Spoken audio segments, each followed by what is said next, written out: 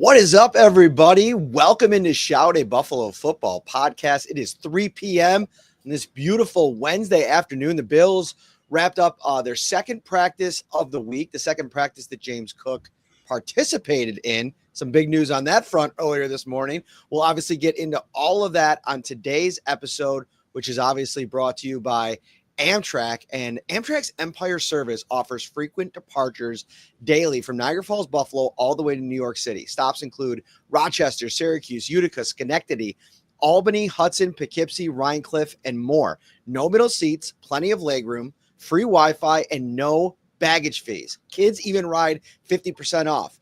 Riding Amtrak is an experience, a fun and relaxing way to get to your destination.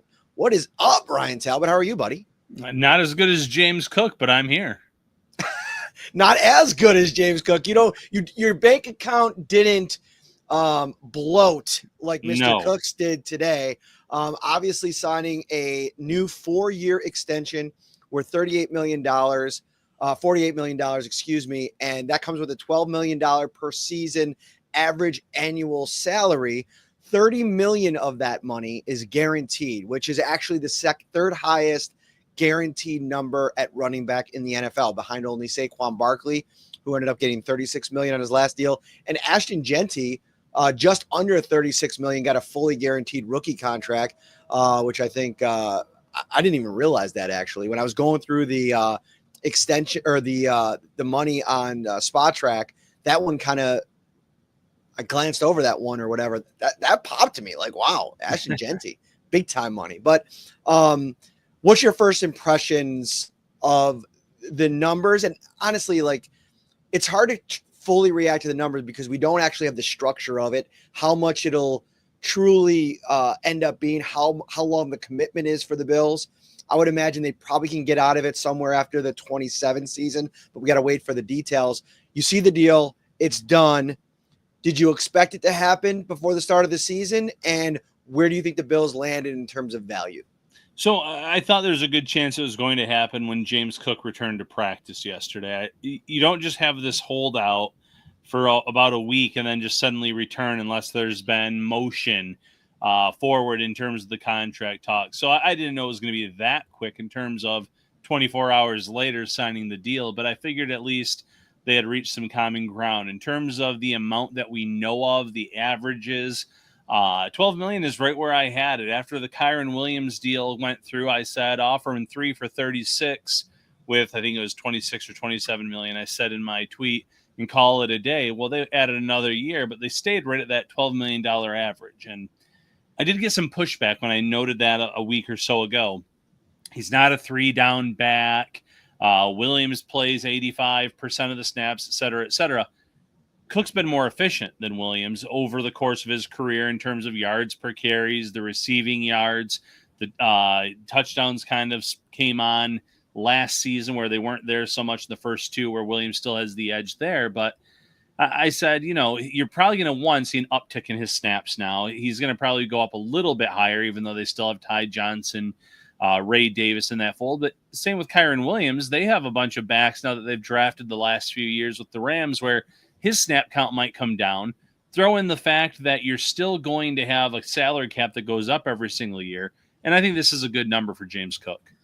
So I think where I started the offseason at with this is like 10 million to me was the magic number. If the Bills could somehow get down to that number per season, I think that makes you feel comfortable. But the more I've spent thinking about this over the months since free agency started, the more I've kind of comfortable with the Bills likely falling at a few million more per season and being comfortable with that. And the reason for it is like something that I talked about with Mitch Morse on the show a couple of days ago, like the value of players in your offense or defense who are difference makers in the biggest games. And to me, you can't go back and look at a bigger performance by a Bills offensive player in a playoff game, maybe since Gabe Davis in the Chiefs game back in the 13 seconds game than James Cook had a year ago. And maybe the final stat line doesn't just absolutely blow your hair back, but in terms of big time plays in big time moments, especially when he was given those opportunities, wasn't on the field for the final drive. So you wonder what would have happened if he was on the field.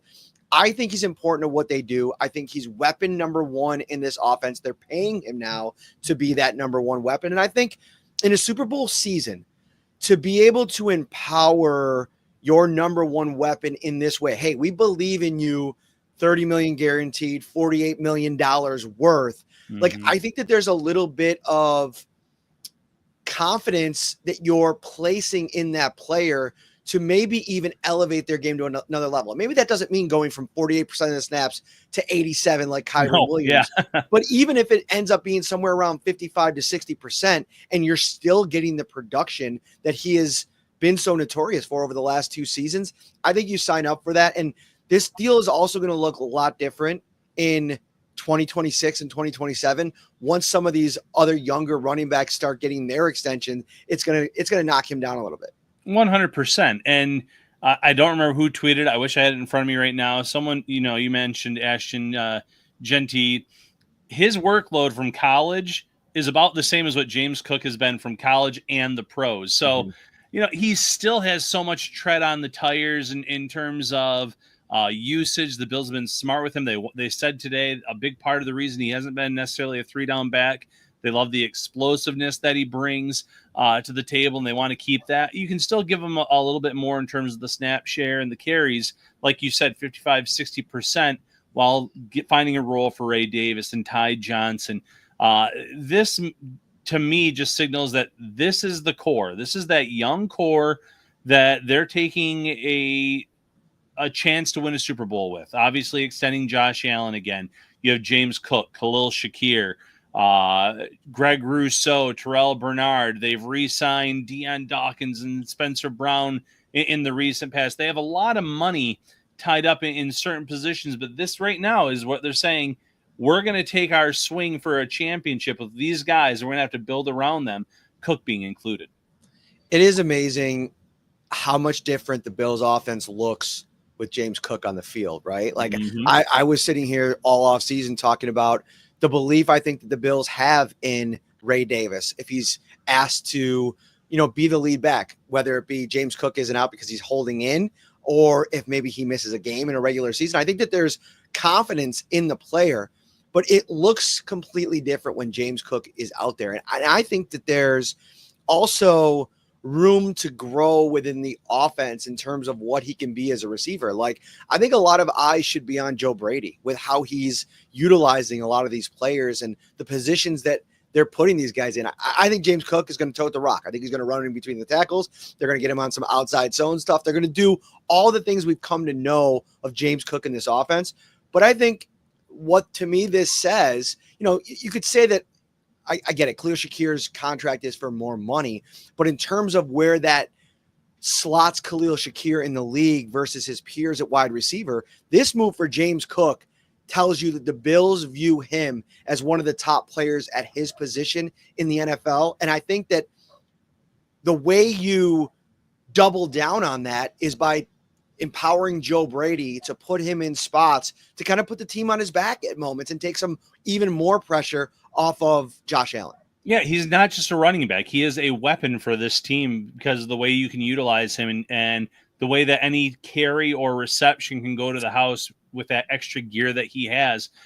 You mentioned the Chiefs game last year in the playoffs, that touchdown that he scored where he maintained his balance to get across the goal line. That was a special play in a moment where they needed it most, and he was able to keep his elbow and wrist and everything else off the turf to just lunge ahead enough. It's those types of plays that the Bills need. He was their best weapon, not named Josh Allen last year. I think he'll still be their best weapon, not named Josh Allen this year, despite an ascending Keon Coleman and Dalton Kincaid, Joshua Palmer. There's some nice pieces around, but Cook is still going to be such a big focal point. There's kind of like a complicated little sidebar to this whole James Cook saga that took place over the last couple of months. And that's that I do think that there was a portion of the fan base that got fatigued of the story, a little bit annoyed with Cook for whatever reason. Like, I've seen a lot of things on social media, like trade him, let him walk. You don't need him. They're good without him, all that kind of stuff. And I get it. Like, when you're in a Super Bowl window like this, and it's you show up for training camp and the expectation is all hands on deck to try to go accomplish that mission. I can get a portion of the fan base being frustrated with this like lingering piece of it.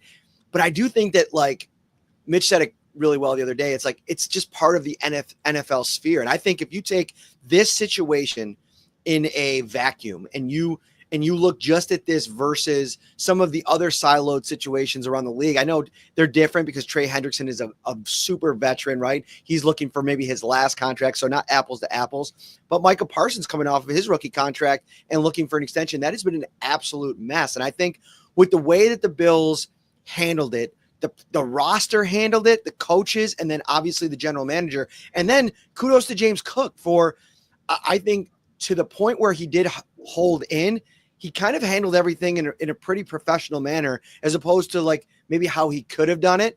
Had a little bit of a shot today when he talked about like, I was chilling basically because I wasn't worried about everybody else's opinions and stuff like that, which I get. And I think that sometimes when you're going through something like this, that you truly believe in, that you're owed or that you've earned or deserve, there is kind of like a me versus the world mentality. But I think he's done a good job towing that line between, all right, it's about me and getting what I want, but also being here, being present, showing up, going to the meetings, doing all the work and being a part of the team. It's complicated, like I said. Yeah, there's so many layers to it when you look across the league and the other players that are having hold-ins.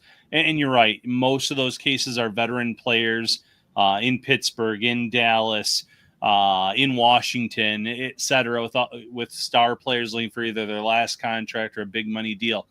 But the one thing I'll say about James Cook is his agent, Zach Hiller, came out today in a statement and said James made it be known that he couldn't envision himself playing anywhere else but Buffalo. And you have to wonder if that also helped them cross the finish line, where maybe, and I'm not saying Hiller was saying hold out for more, but if you have a player saying, I don't want to be in trade discussions, I don't want this to drag on, I want to be with this team, let's find some common ground.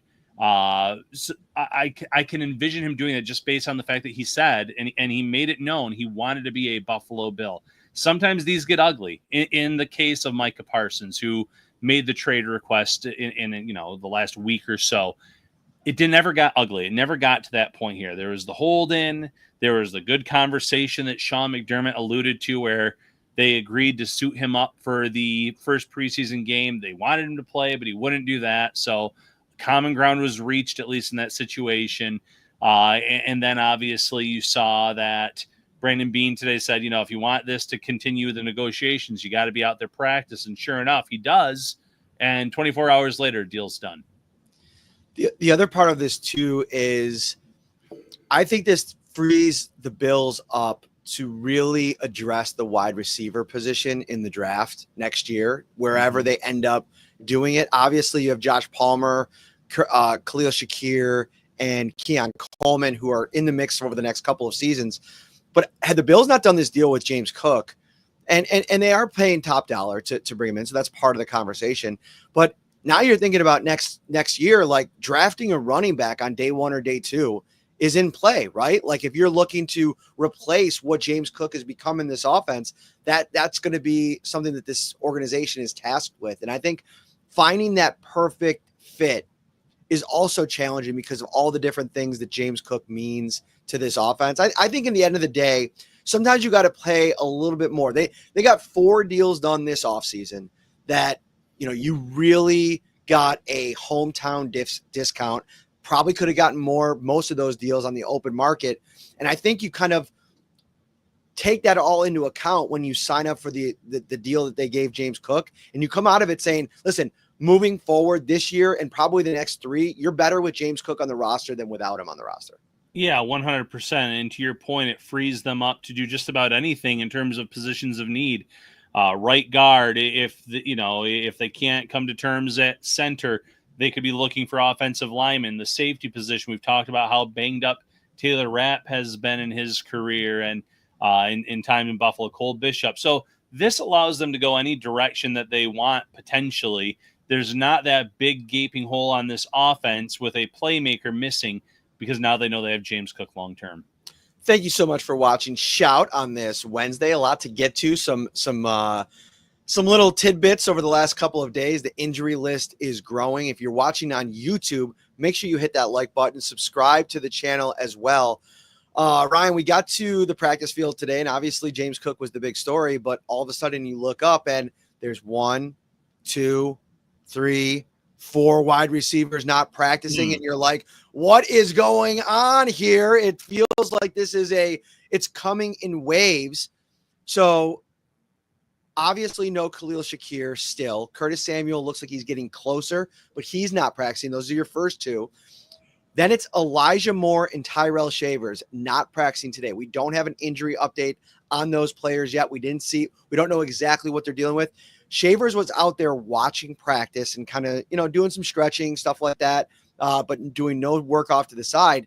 And if you think about it, with Samuel out and Moore and Shavers not practicing, like that's 3 of your big time fringe wide receivers that are competing for roster spots that I think get you into a situation ahead of a preseason joint practice and then the game on Sunday, which who is this opening the door of opportunity for? Could it be KJ Hamler, who has been absolutely must-see TV on Hard Knocks over the first 2 weeks, and somebody that I think as time has gone on, you're starting to see how big of a part of the fabric of the locker room he is, how well-liked he is. And also, don't forget, this is a former second-round pick that I think his speed is very interesting. Problem is, it seems like he's buried deep on the depth chart. How do you see these 2 injuries that popped up today affecting that competition? It depending on how severe they are and how long they're out for, it really does open the door for a KJ Hamler. And I'll throw another name out there, Laviska Shenault, and the way that he was used in the preseason game. I know he missed a lot of time. I have not been high on Shenault in terms of making this roster, but the Bills obviously like his skill set. He can play receiver. He can be a gadget guy for your team. And then, oh, by the way, he could also be your return man. He has that in his back pocket where the Bills have to be thinking of everything right now, Matt. With all the injuries at wide receiver, how many do they have to carry? Does that bump Brandon Codrington off the roster because he is purely a return man? Does that make it easier for a Laviska Shenault to be wide receiver, let's just say 6 in this scenario? Do you have to take one of those other guys that are banged up right now and start them on some kind of injury list? Again, we don't know the severity of Shavers and Moore, and they're probably both minimal based on what's out there right now. But if anything is lingering or is going to take a longer amount of time, it really does shuffle the deck, so to speak, in the wide receiver room. Yeah, and I look at this group and it's so heavily predicated on the top 3 guys, right? Like we could sit here and him and haw about who's going to make the roster at 4 or 5 if they somehow make 6. But really, I think the majority of the work, especially early on in the season, barring any injury, is going to be heavily placed on the shoulders of Coleman, Shakir, and Palmer. And if we're talking about a player that is really starting to get comfortable in this offense, I think Palmer's day today was something that really should give Bills fans a level of excitement about what this could look like. I wrote about Keon Coleman's day yesterday. Josh Palmer today was really, really good. And it wasn't anything like, big 40-yard plays down the field. We're just talking about consistency, working the short, the intermediate area, even some of the deep stuff that he's done throughout training camp. I feel like he's settling into his role perfectly. He's got to stay healthy. He had his one leg wrapped up today, which I think is definitely concerning.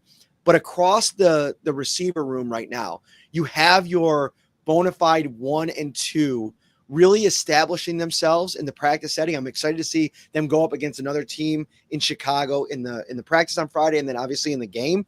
But I think aside from the injury piece, you like the continuity of this building with the starters. 100%. I just sent you a text there, Matt, with the numbers on James Cook's deal, by the way. I think you'll be pretty happy with them in terms of what's out there through Pro Football Talk. But yeah, Josh Palmer looked like, King Tutankhamun with the wrap that he had around his leg today. It looked like a mummy, and yet he had a great practice. He was catching everything, making plays. That's what the Bills signed him to a large contract for this offseason, to be a difference maker. And obviously he's had some issues too where he's missed some time this summer, but he's going to be a vital piece to this offense. It's crucial for him to stay healthy. it's been an odd summer for the Bills at the wide receiver position. The one thing I'll say is it's giving reps to guys that probably would not have gathered them otherwise. And while some of these players aren't going to make the 53-man roster, I think the Bills have looked at a Christian Wilkerson and say, man, we might have to find a spot for this guy on our practice squad. I know he's like 28 years old. He's a little bit older, but he's catching everything, making plays for this team. A Gosnell who got some run with the ones at one point might be a practice squad addition because you like what you see there. So it's not just, what's going to happen at the top of this roster, who's going to be the beneficiary in terms of making the team. It's also helped a lot of guys out in terms of who can we trust to elevate if these injuries persist in the regular season.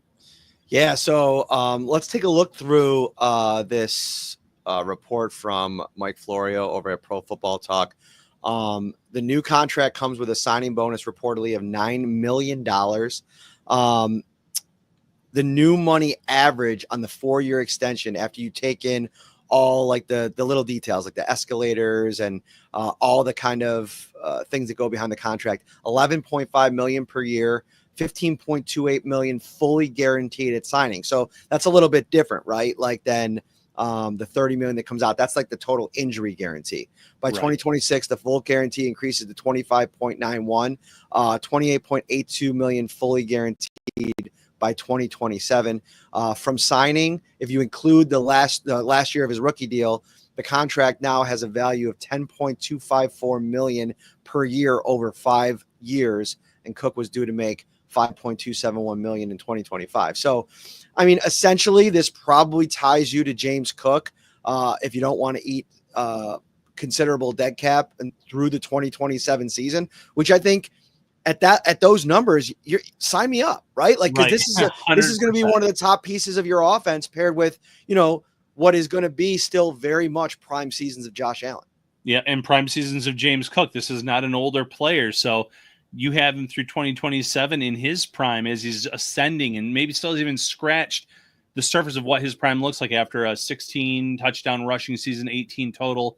That's a great deal based on the numbers that we're seeing here. And, if the Bills wanted to move on after 2027, it wouldn't necessarily hurt them significantly. So you have those outs in there, just like most contracts do. It's not always the numbers that you see at the start because the agents want it to look as good as possible for any player, not just James Cook here when the deals come out. So now that we have a better, view of this deal, it looks pretty good and favorable for the Bills as well. Some other quick updates. Obviously, Tyler Bass still not practicing. I've not seen him kick a ball in a practice setting quite yet. Now, he was in uniform today and might have been doing some work inside at some point. I didn't see it, but a big test will be who's kicking on Friday. Does Tyler Bass get to kick in the game as well? But that's the latest update on him. Deion Dawkins didn't practice today. Now, when reporters saw him in practice yesterday after practice, they kind of went up to him, asked him what was going on. And it seemed like he kind of laughed about it a little bit, almost downplaying the significance. But for a second straight day, he doesn't practice. So all eyes are going to be on him on Friday until we learn what the actual injury is, though. I want to kind of keep this to the side and on the back burner a little bit and view it through the lens of really good reps for Ryan Vandermark right now. He's going to get probably a very big role on Sunday. And it's complicated, right? Because I think you like this from a Bills perspective to get a young player you've been developing a look, but maybe also somebody that could be on the trade block. Like it's hard because I think Vandermark being your swing tackle makes so much sense, but they went with Tylen Grable as a rookie. When he gets back from the concussion, if you figure he's above him on the depth chart and you have Chase Lunt in the mix here. Great preseason debut. Exactly. So it's like, what was it? 17 pass rush snaps, didn't allow a single pressure on any of them. So for the rookie, that's encouraging. So maybe this could potentially be a spot where Brandon Beane hasn't done it in a few years, but real expert early on in his tenure with the Bills of flashing guys in the preseason, turning that into draft picks when you have like crowded rooms. Yeah, I was just thinking the Sammy Watkins deal because a few years ago, first preseason game, the Bills were feeding him the ball left and right.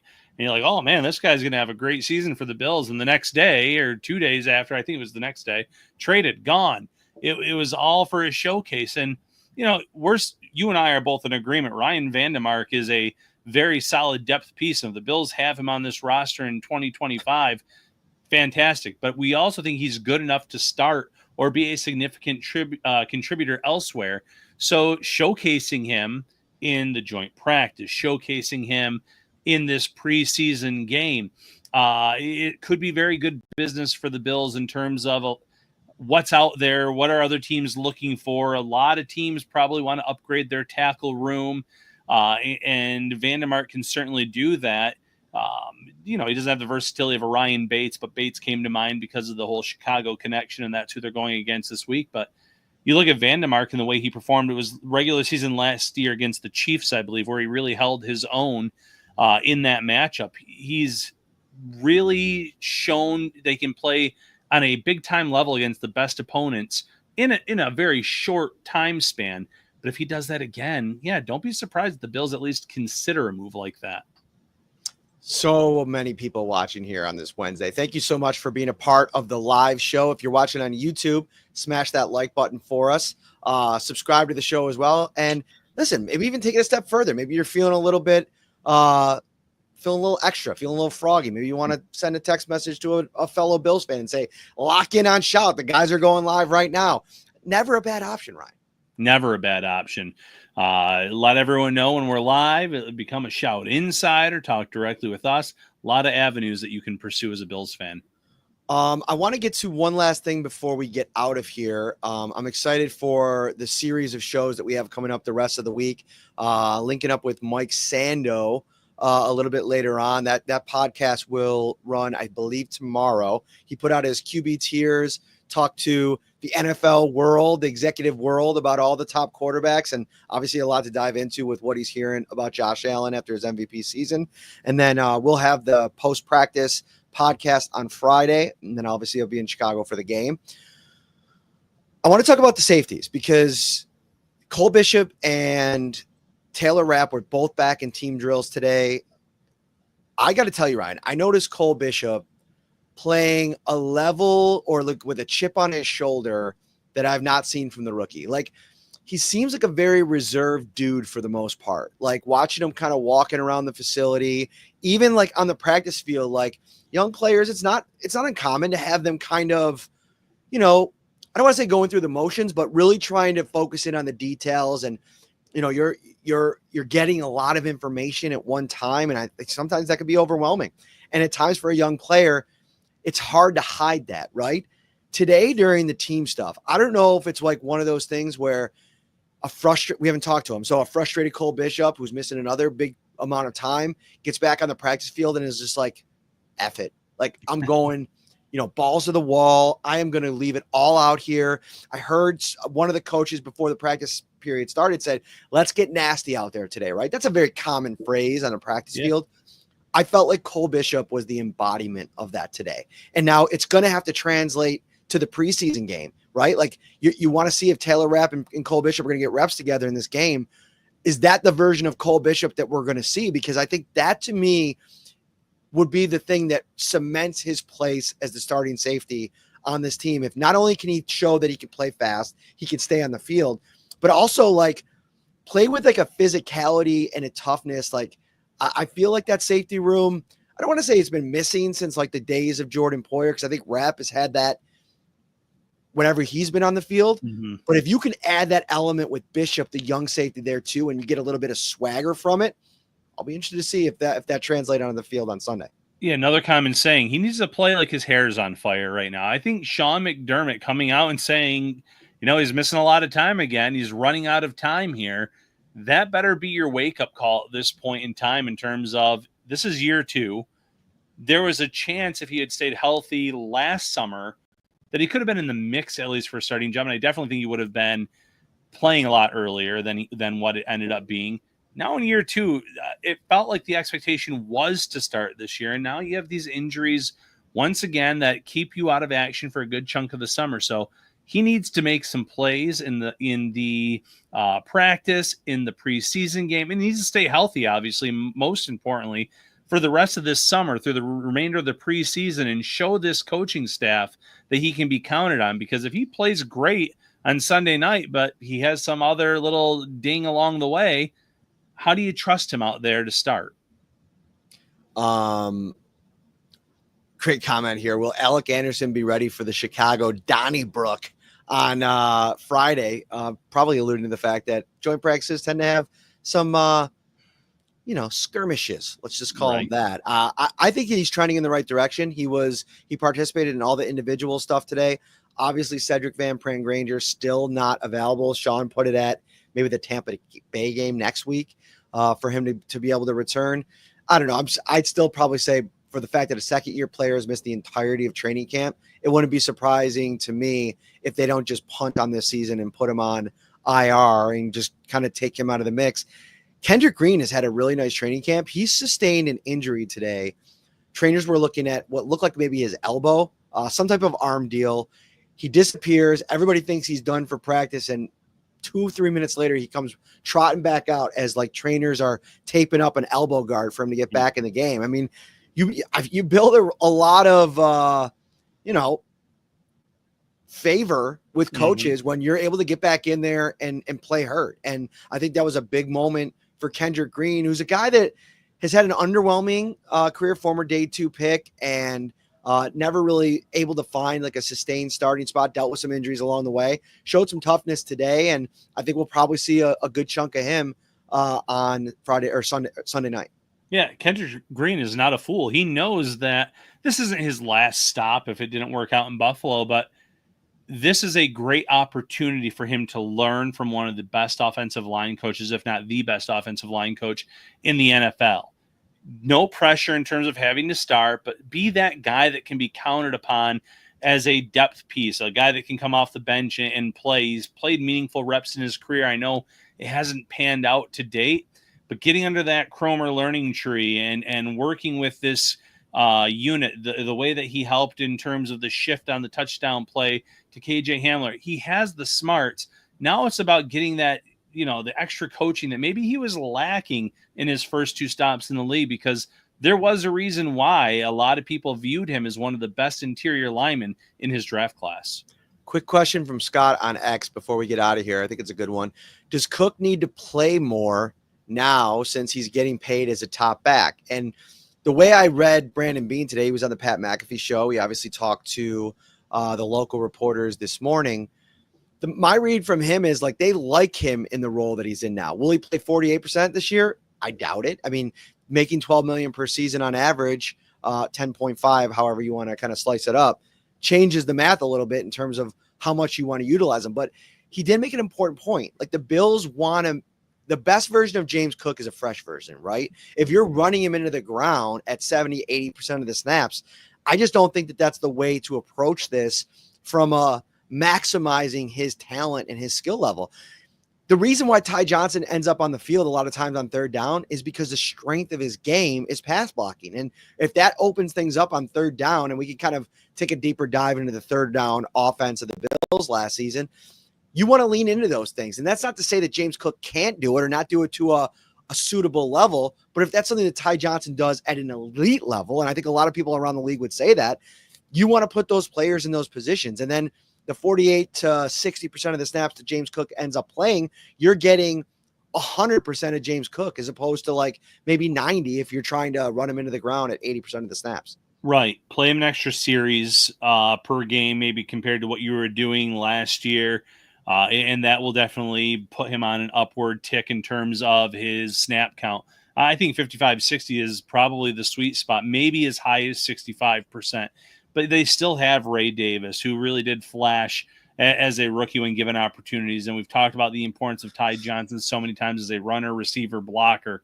You don't just pull guys like that off the field because you gave a big contract to James Cook. You find a way to mix him in a little bit more, but it's not going to be something now where you see this drastic jump in his snap change. That is going to do it for this episode of Shout. Like I mentioned, we have much, much more to come this week. I'm heading off to Chicago tomorrow. We'll have you covered on Friday. Sign up to become an insider. I'll be firing off texts on everything happening at the joint practice against Tremaine Edmonds and company down there in Chicago. 716-528-6727. Text that number. 2-week free trial. $3.99 a month after that. Final thought, Ryan Talbot. Yeah, final thought. Stick with us. A lot to talk about this weekend with the joint practice on Friday and then a Sunday night game. I'm already kind of sick of the primetime games in the regular season. They haven't even started yet. They're throwing one in the preseason too. It'll be fun. We'll do a late night. We'll do a late night podcast. Those tend to be the biggest audiences, and we love to hang out with all of our friends here on Shout. So enjoy the rest of your week, everybody. We'll talk to you soon. See you Friday.